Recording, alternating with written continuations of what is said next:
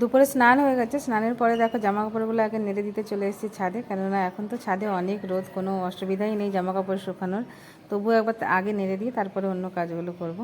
ঈশানকে চলে এসেছে পড়াতে, তো ততক্ষণে আমি বাইরের কাজগুলো টুকটাক করে নিই, তারপরে রান্নার দিকে যাব দুপুরের।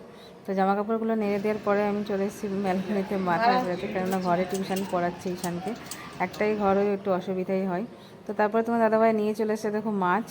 তো আজ মাছের ঝোল আর মাছের তেল রান্না হবে। আর মানে মাছ বলো আর মাছের তেল বলো, আমাদের সবাই ভালোবাসে খেতে।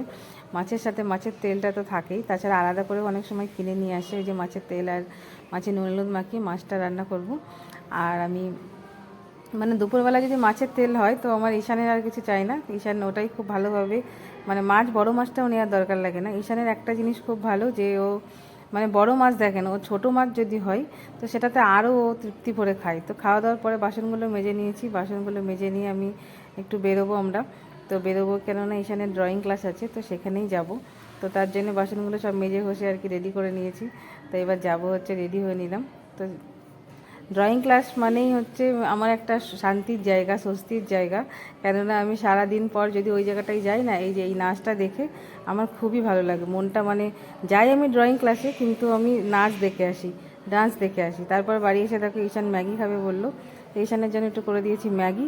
আর তার সাথে সাথে নিয়ে নিয়েছি আমিও একটু ম্যাগি খেতে, শুধু ঈশানের না, ম্যাগি খেতে আমারও অনেক ভালো লাগে। তো ম্যাগির থেকে ম্যাগির ওই যে গ্রেভিটা আমার আরও ফেভারিট।